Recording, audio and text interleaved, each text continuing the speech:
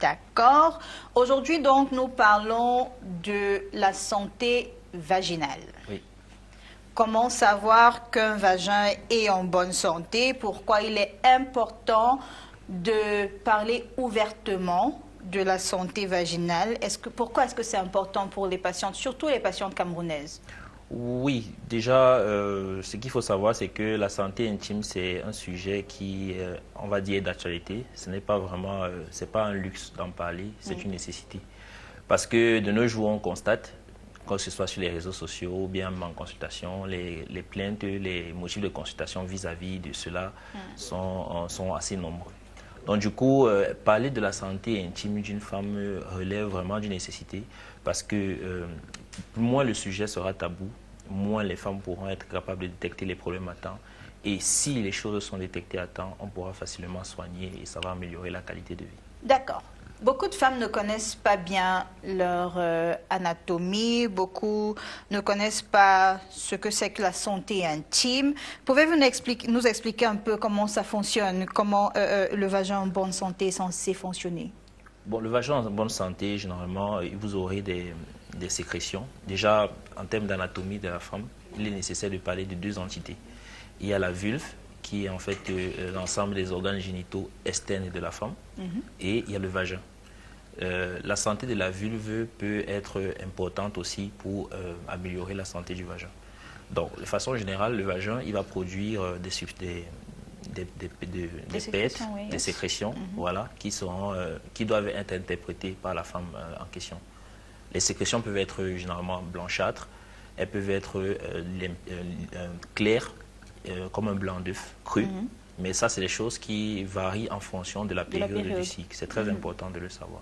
Donc, si vous avez en début de période, par exemple, des pètes blanches qui sont blanches, qui sont louches, voilà, blanches et louches, on peut s'imaginer voilà, que c'est tout à fait normal. Mais en milieu de cycle, au moment de l'ovulation, si vous avez une sécrétion qui va ressembler à du blanc d'œuf, qui sera clair et limpide, avec une certaine filance, à ce moment, vous pouvez donc penser que voilà, vous êtes en ovulation et c'est tout à fait normal. Les pètes blanches ne devraient donc pas avoir d'odeur. Elles ne devraient pas être irritantes. Ça veut dire que vous ne devez pas vous gratter lorsque vous avez vos pètes blanches. Vous ne devez pas vous sentir brûlé lorsque vous avez vos pètes blanches. Il ne doit pas avoir d'odeur et la couleur doit être blanche ou bien limpide. C'était justement ça la prochaine question. Quand est-ce qu'on doit voir un docteur? Là, vous avez dit si ça sent, si c'est coloré, et quoi d'autre?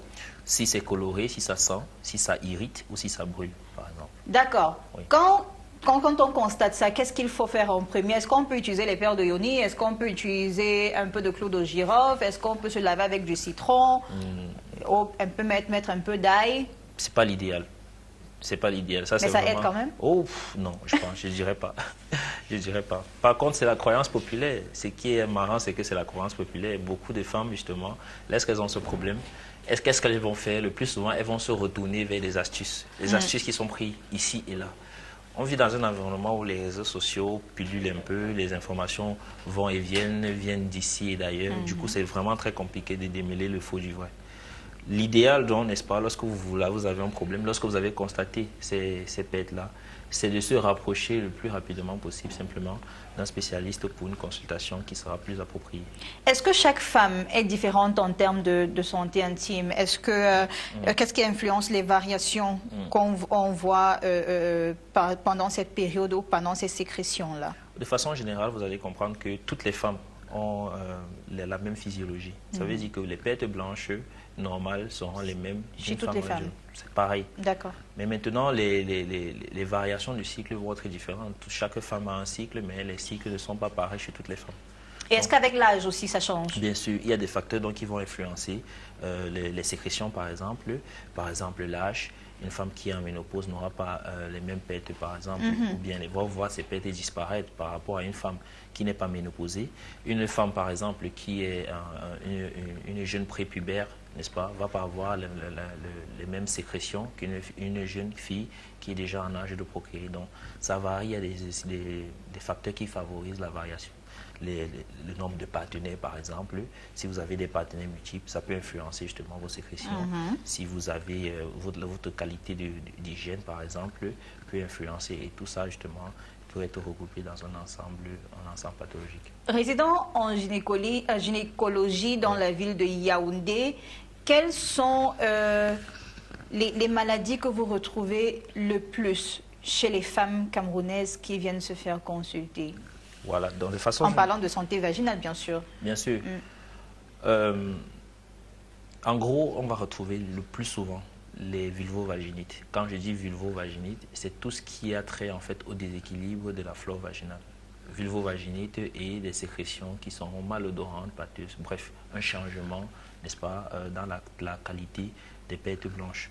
À ça, maintenant, les causes peuvent être nombreuses. Par exemple, le Gardnerella vaginalis, qu'on retrouve le plus souvent chez les patientes et qui vont venir se plaindre de pertes blanches qui ne sentent pas bon, qui sentent le poisson pourri, la description qu'elle donne. C'est censé sentir quoi d'abord? C'est pas censé avoir d'odeur en fait. Donc du coup, lorsqu'il y a déjà une odeur, ça veut dire qu'il y a un problème. Vous pouvez avoir des pertes blanches qui vont peut-être être plus épaisses, plus jaunes, mais pas d'odeur. Mais c'est indicatif par exemple d'une vulvovaginite. Donc ça ne sent pas bon, ça ne sent pas mauvais. Oui, mais ça irrite, ça gratte. Voilà. Quand ça gratte, justement, c'est généralement pour dire qu'il y a peut-être un champignon qui s'est greffé là quelque part. Associé à ça, il y aura donc maintenant d'autres infections qui sont celles qui vont avoir trait aux infections sexuellement transmissibles qu'on retrouve le plus souvent. Des vaginites purulentes et toutes ces choses-là associées au chlamydia et toutes les autres microbes qu'on peut connaître. Voilà. Les résultats après la complication, ça résulte en quoi? Les complications, généralement, au niveau, les complications les plus redoutées surtout seront l'infertilité, D'accord. Parce que si vous avez une infection vaginale, sachez que le vagin, en fait, c'est la porte d'entrée à être en fait l'organe qui permet à ce que l'enfant puisse se greffer et puisse grandir à l'intérieur. Donc l'utérus, lui, il est censé être stérile. Il est censé être stérile. Donc, toutes les sécrétions qui sont produites en bas, généralement, et qui sont normales, sont aussi censées protéger en fait le vagin. Donc du coup, s'il y a un déséquilibre, s'il y a quelque chose qui amène à ce que le vagin, qui est la première porte d'entrée avant d'arriver à l'utérus, soit déséquilibré et que de mauvaises bactéries s'infiltrent, puissent se développer, en fait, ils ne vont pas s'arrêter au vagin, ils vont simplement continuer leur... Donc, si j'ai des démangeaisons de rien du tout, je peux me retrouver sans enfant demain parce que je n'ai pas traité ces démangeaisons-là? Oui, bien sûr, parce que... Les petits trucs qui font seulement comme ça 5 minutes? En réalité, ça dépend de la cause de la démangeaison. Parce que si la cause de la démangeaison, par exemple, ce sont des champignons, ou bien c'est peut-être une trichomonase, qui est généralement associée à un déséquilibre du vagin, ça veut dire en réalité que la flore vaginale est complètement détruite. Et si elle est détruite, ça veut dire que voilà, ils peuvent simplement continuer plus haut. S'ils arrivent au niveau de l'utérus qui est censé être stérile, ils vont créer des infections. Ils peuvent continuer au niveau des trompes, ils vont créer des infections. Ils peuvent arriver au niveau des ovaires, créer encore d'autres infections. La conséquence sera quoi? Cette inflammation-là va créer en fait un environnement qui ne sera pas propice à ce que soit la fécondation ait lieu. Je prends l'exemple par exemple avec les trompes qui vont se boucher à cause de l'infection, ou bien l'utérus qui va être dans mauvaise qualité, ou bien même créer des abcès tubo-ovariens, voire des péritonites, qui vont laisser des adhérences dans le ventre et à la fin, on se retrouve avec un problème d'infertilité. Avez-vous un cas concret? Avez-vous déjà vécu un cas d'une femme qui a peut-être négligé des pertes blanches qui sentaient mauvais, qui démangeaient et puis qui s'est retrouvée presque infertile ou même infertile après? Le problème de l'infertilité, c'est que ça ne sera pas, vous n'allez pas forcément retrouver une femme qui a déjà une infertilité et vous allez soupçonner ça d'emblée.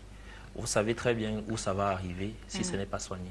Donc l'infertilité, c'est pas, le motif de constatation d'infertilité est un motif à part celui des démangeaisons ou autre chose. Oui, après peut-être les trompes bouchées ou alors je ne sais pas trop quoi. Est-ce qu'il y a des cas que vous avez déjà eu sous la main, que vous pouvez nous raconter, d'une femme qui a peut-être négligé sa santé intime ou santé vaginale qui a which led to that kind of result?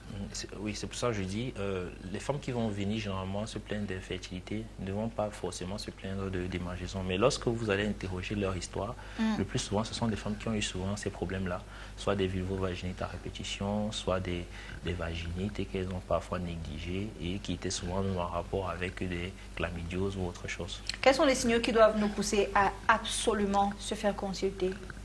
De façon générale, lorsque vous sentez que votre corps ne va pas bien, il faut être observateur. Est-ce qu'on doit attendre que le corps n'aille pas bien pour aller se faire consulter chez la femme? De façon, oui, parce que beaucoup de femmes, il y a cette croyance populaire qui demande à ce que le PCV, par exemple, soit fait. Justement, c'est la question que je voulais poser, parce que je connais une amie qui fait le PCV chaque mois. Pas nécessaire, parce qu'en réalité, comme on a dit au départ, je ne sais pas si je l'ai dit, le vagin est censé être un organe auto-nettoyant. En fait, il se nettoie tout seul. Généralement, c'est lorsqu'il sera déréglé ou bien lorsqu'il aura un problème qu'il va vous poser des problèmes. Il va peut-être vous apporter des signes qui peuvent vous amener à consulter. Donc, inutile en fait de consulter ou bien de faire un PCV tous les mois si voilà, vous avez respecté les règles d'hygiène. Ce n'est pas nécessaire. Donc, la croyance qui demande en fait de faire un PCV tous les 3 mois, franchement, je ne la trouve pas nécessaire. Vous allez seulement consulter si vous avez remarqué qu'il y a un problème dans votre intimité. Quel genre de problème? Des mangeaisons, pertes blanches qui ont changé, la couleur qui n'est pas comme d'habitude, des brûlures vulvaires. Ce sont des choses qui doivent vous amener en consultation le plus rapidement possible. Alors, je le disais à l'entame, beaucoup de femmes utilisent des remèdes traditionnels. On fait bouillir le clou de girofle, on s'assoit sur le seau, on met... voilà, de l'ail. Ça c'est mon remède, l'ail. Il y a le citron, il y a les perles de yoni. Est-ce que c'est dangereux? Est-ce que c'est pas conseillé justement de le faire? Mais je suis sûre que du point de vue médical, vous direz que c'est pas conseillé, mais est-ce que ça n'a pas fait ses preuves au fil du temps? Il est vrai qu'en science, n'est-ce pas, en science, on travaille en fonction des études. Ça veut dire que pour pouvoir dire que quelque chose fonctionne, moi en tant que médecin, je ne peux que l'affirmer si il a déjà été prouvé scientifiquement. Ça veut dire qu'une étude a été réalisée et on s'est rendu compte que si ça marche. j'amène 2, 3, 4 femmes ici et puis je dis que bon, toi tu as utilisé l'ail, elle me dit ça a fonctionné, toi tu as utilisé l'ail, ça a fonctionné, est-ce que ça compte? Le problème en fait c'est qu'il y a beaucoup de femmes qui vont dire que ça marche, il y a aussi de nombreuses femmes qui vont dire que ça ne marche pas. Ça marche. Oui, bon, là, je ne sais pas, je ne vais pas dire. Je ne vais vraiment pas me lancer dans le débat de discuter si ça marche ou pas. Ce que je sais quand même, c'est que de l'expérience que moi-même j'ai déjà eue, j'ai pu plein de femmes. Je me rappelle d'une histoire, banale, une dame qui était venue consulter. Elle avait justement des brûlures vulvaires. Des brûlures? Oui, des brûlures vulvaires. D'accord. Donc, lorsque je l'ai interrogée, elle m'a fait comprendre que voilà, elle avait eu à mettre de l'ail dans son vagin. Excusez-moi de vous demander, ça se présente comme les brûlures à l'eau chaude ou comment est-ce que ça se présente des brûlures vulvaires? Ou ça chauffe juste quand vous faites pipi? Ça chauffe juste, voilà, ça peut chauffer quand vous faites quand vous faites pipi, oui, ou bien ça démange. Et généralement, l'un va entraîner l'autre parce que parfois en démangeant, vous allez vous blesser. Et lorsque vous allez uriner, ça va chauffer, ou bien de façon naturelle, ça chauffe. Voilà. Et puis cette femme, je me rappelle, justement, elle avait, en l'évaluant, en faisant un spéculum, on a retrouvé qu'il y avait 2 gousses d'ail qui étaient en fait en train de pratiquement se putréfier. Et vous voyez que c'est pas vraiment l'idéal. Donc du coup, dire qu'une pratique comme celle-là va marcher, je serais très sceptique par rapport à ce genre de pratique. Qu'est-ce que vous conseillez dans la femme? Oui. Comment est-ce qu'elle doit s'occuper de sa santé intime? La santé intime ne demande pas grand-chose. De l'eau propre, un peu peut-être tiédi, voilà, nettoyer sa vulve. Avec de l'eau propre, un tissu propre, c'est tout. Le vagin, lui, se nettoie seul, il n'a pas besoin de savon. savon. Donc, on n'envoie rien à l'intérieur pour nettoyer, pour que ça soit bien propre. Envoyer quelque chose à l'intérieur, en fait, c'est débuter déjà le déséquilibre. Mais même dans les pharmacies, je ne vais pas dire à l'hôpital, je vais dire dans les pharmacies, on conseille des ovules. On ne conseille pas les ovules pour se nettoyer naturellement. Les ovules sont prescrites, c'est une prescription médicale. Ça veut dire que je ne vais pas vous demander, vous n'allez pas aller prendre une ovule. Parce que ça, c'est aussi une pratique qui est répandue chez les femmes. Elles vont prendre, comme je disais une fois dans mes publications, si le polyginax pouvait parler, il dirait énormément de choses. Voilà, il y a plein d'ovules. Après, beaucoup de ladies ont cité le gynéphore et autres choses. Voilà. Donc, il y a vraiment plein d'ovules que les femmes ont tendance à prendre en automédication. Mais ce que vous devez savoir, c'est que c'est pour ça qu'on fait le PCV. Le PCV, lorsque il est fait, il y a ce qu'on appelle un antibiogramme. Ça veut dire qu'on va faire le PCV, on va trouver peut-être qu'il y a un micro. Le microbe va être testé avec plusieurs médicaments et c'est à partir des médicaments qui seront fournis qu'on va vous faire une ordonnance. Donc, si vous allez prendre, par exemple, une ovule sans prescription, vous vous exposez en fait aux résistances. C'est pour ça que beaucoup de femmes... Bon, après, si ça revient et que j'ai les mêmes signes et mêmes symptômes, est-ce que je peux prendre le même médicament, la même ovule? C'est exactement ce que je suis en train de dire. Parce qu'en faisant cela, si vous prenez un médicament qui n'est pas adapté pour votre maladie, vous vous exposez en fait à ce que les microbes qui sont là continuent de résister. Vous allez perdre du temps et de l'argent en fait sans pour autant vous soigner parce que le médicament ne sera pas forcément efficace. Vous avez dit qu'on a besoin pour s'occuper de sa santé vaginale de l'eau uniquement, mais à quelle fréquence? À peut-être fréquence de bain, 2 fois par jour et l'idéal c'est de se nettoyer après chaque besoin. Ça veut dire qu'après avoir fait pipi, vous vous nettoyez. Après avoir fait popo, vous vous nettoyez. Et il y a un sens même pour le nettoyage, au moment des besoins, il y a un sens. Parce que si vous vous nettoyez de devant en arrière, c'est l'idéal. Mais si vous prenez, vous nettoyez de derrière en avant, vous vous mettez en danger. Parce qu'en faisant cela, vous prenez tout ce qui est dans la sphère digestive et vous amenez dans le vagin. Le corps obéit à une certaine règle. La plupart des microbes qui sont dans notre corps sont répartis dans des endroits précis.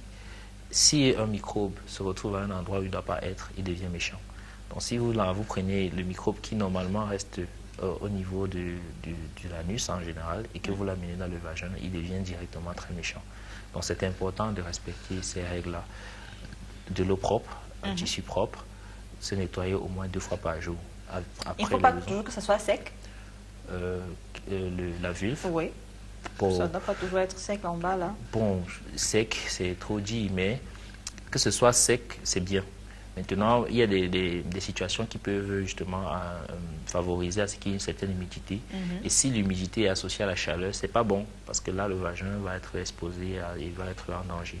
C'est la raison pour laquelle, par exemple, il est très important de porter les slips en coton. Parce que les slips en coton favorisent à ce que l'air puisse circuler. Du coup, il n'y a pas d'humidité, pas de chaleur. Et s'il n'y a pas d'humidité, pas de chaleur, il n'y a pas de macération. S'il y a de la macération tout autour de votre vulve, en fait, les microbes là vont profiter pour faire le désordre et ils peuvent s'infiltrer dans le vagin. Savon parfumé, douche vaginale, lingette, qu'en pensez-vous? Bon, c'est pas l'idéal. Comme j'ai dit, la santé du vagin, c'est eau propre, tissu, et voilà, ça suffit. Parce qu'en réalité, tout ce qui va être irritant peut être dangereux. On peut utiliser des savons, mais même s'il faut utiliser un savon, pour la santé intime, se rassurer que le savon, par exemple, soit un savon acide. Parce que le vagin, normalement, est constitué de bonnes bactéries et de mauvaises bactéries. Sauf que les bonnes bactéries sont en plus grand nombre que les mauvaises bactéries. Lorsque vous déséquilibrez votre vagin, en réalité, vous êtes en train de détruire les bonnes bactéries qui apportent en fait l'acidité nécessaire pour protéger le vagin contre les mauvaises bactéries. Du coup, si votre vagin n'est plus acide, qu'est-ce qui se passe? Il est exposé à tout ce qui est méchant. Peut-être sucré. Non, il ne doit pas être sucré. Au contraire, si le vagin est sucré, c'est très dangereux. Parce que si le vagin est sucré, vous êtes exposé aux démangeaisons. Ça va arriver très fréquemment. Si c'est que votre vagin est sucré, c'est pas bon. L'alimentation, l'hydratation, quel rôle ces deux-là jouent dans la bonne santé intime de la femme? L'hydratation, c'est déjà de façon générale pour toute la santé du corps. Il faut s'hydrater. L'alimentation aussi, encore plus pour la santé intime parce que voilà, l'alimentation riche en probiotiques, c'est comme ça qu'on appelle ça. Après, les probiotiques en réalité sont des bonnes bactéries qu'on vend en pharmacie. L'alimentation peut donc être importante parce que si vous avez une alimentation très riche en probiotiques, vous pouvez justement apporter un certain équilibre à votre Quel aliment, par exemple, devons-nous privilégier? Les yaourts? Les yaourts, par exemple, qui sont souvent très riches en probiotiques, vous pouvez en prendre autant que vous pouvez. Le fromage? Fromage, beaucoup moins, surtout les yaourts, oui. Ok. Comment maintenir donc une bonne santé vaginale dans un contexte où on est sexuellement actif? Voilà, déjà il faut savoir se protéger. Les rapports sexuels devraient être protégés. À moins que, Même quand on a un seul partenaire? Oui, à moins que vous ayez fait tout le décès, ça veut dire que les bilans et tout ce qu'il y a à faire, s'assurer que voilà, chaque partenaire quand même respecte l'intimité de l'autre. Assurer l'hygiène, comme on a dit, que ce soit avec l'hygiène intime, c'est-à-dire juste nettoyer avec de l'eau propre, des tissus propres, peut être intéressant. éviter les savons qui vont dénaturer, éviter les antibiotiques. Ça, c'est quelque chose qu'on parle parce que voilà, les femmes, elles ont tendance. Il y a un antibiotique là qui est très à la mode, l'amoxicilline. Tout le monde prend ça. Ça nettoie. Ben, l'amoxicilline, c'est pas bien. Comme je disais, en fait, le vagin, en fait, c'est une sphère remplie de bactéries. Et les bactéries sont sensibles aussi. Les bactéries, vous voulez tuer une bactérie dans votre corps, vous prenez l'amoxicilline. Sauf que l'amoxicilline, quand vous le prenez, vous détruisez en même temps les bonnes bactéries de votre corps. Donc, du coup, une femme qui va prendre des antibiotiques à l'emporte-pièce s'expose aussi justement à avoir des démangeaisons récurrentes. Quels sont les mythes les plus dangereux que vous entendez souvent en consultation au Cameroun autour de la santé vaginale? Bon, ça, c'est les mêmes. On met l'ail dans le vagin. L'autre, j'ai entendu que le vinaigre a fait quoi? Ça rétrécit et ça rend propre. Ah, le vinaigre. Le vinaigre, en fait, l'anecdote, c'est que le vinaigre, on l'utilise, le vinaigre est utilisé pour le dépistage du cancer du col.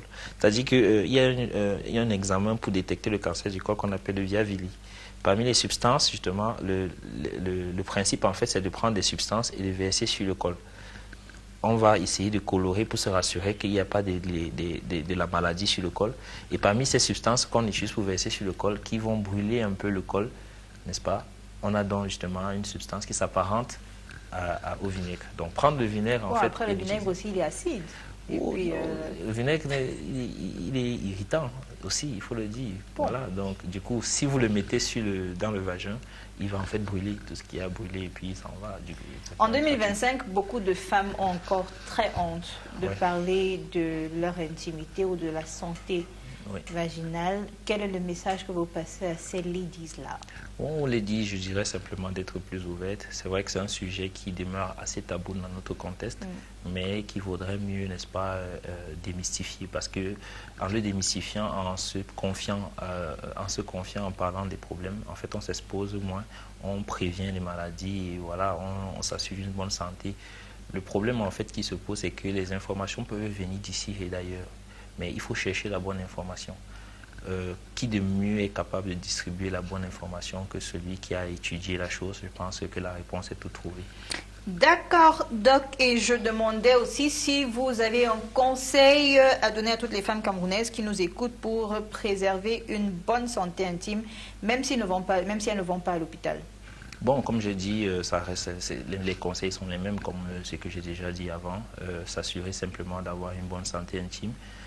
Éviter des partenaires sexuels multiples. Surtout ça? Oui, éviter les partenaires sexuels multiples. Bon, même si ça peut arriver, même si ce n'est pas conseillé, il faut quand même se protéger. Voilà, ne pas utiliser des savons non agréés pour la santé intime. Éviter les conseils de Facebook. Éviter de cuisiner, comme on dit souvent, de cuisiner sa vulve ou son vagin.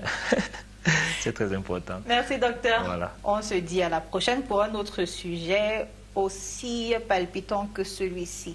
Ladies and gentlemen, right behind, let's meet Rosine Essomba. She has the health tips this week.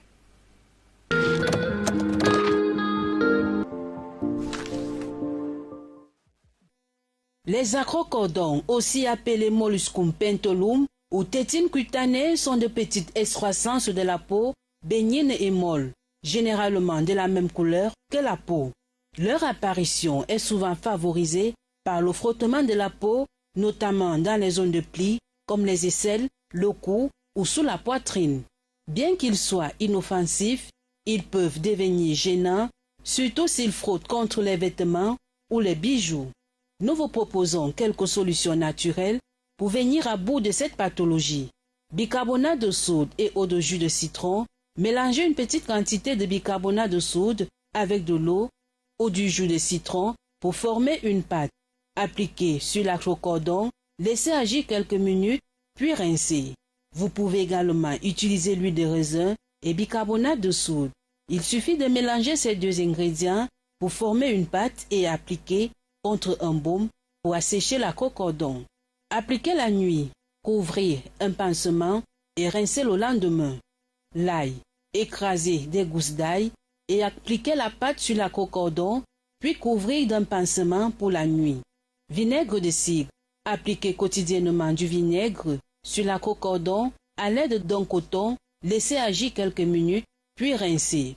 Le fil, il est parfois conseillé d'entourer la cocordon d'un fil pour le ligaturer et le faire tomber. Toutefois, si aucune de ces méthodes naturelles ne fonctionne ou vous aide, il est préférable de consulter un dermatologue pour obtenir un diagnostic précis et discuter des options de traitement les plus adaptées pour éviter tout risque d'infection ou de complications. Voilà qui met fin à notre astuce cette semaine. Rendez-vous la semaine prochaine pour une nouvelle astuce.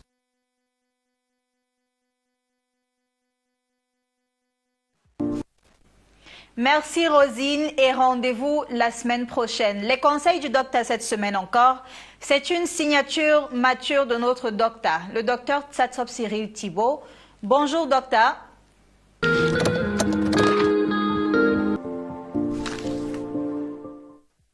Aujourd'hui, je vais te parler d'une habitude que tu as qui fait en sorte que quand tu pars te coucher la nuit, tu as des difficultés à trouver le sommeil. Donc reste tranquille, je vais t'expliquer pas à pas pourquoi tu as probablement des difficultés à t'endormir la nuit quand tu pars te coucher.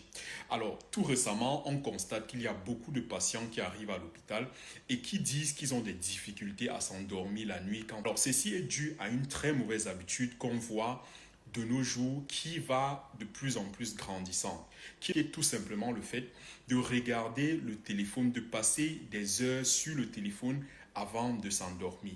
Alors ceci pourquoi? Parce que dans votre organisme, il y a ce qu'on appelle la mélatonine, qui est l'hormone du sommeil. Alors cette hormone-là, c'est l'hormone qui permet, qui envoie l'information à ton cerveau et qui dit à ton cerveau qu'il se fait tard et qu'il faut se reposer. Le problème, c'est que quand vous passez du temps sur le téléphone avant de vous endormir, quand vous partez vous coucher, vous prenez votre téléphone, vous scrollez sur Facebook, vous regardez les derniers Congosa, les derniers Japap, vous regardez TikTok, vous regardez les derniers trends, ce qui va se passer, c'est que l'écran de votre téléphone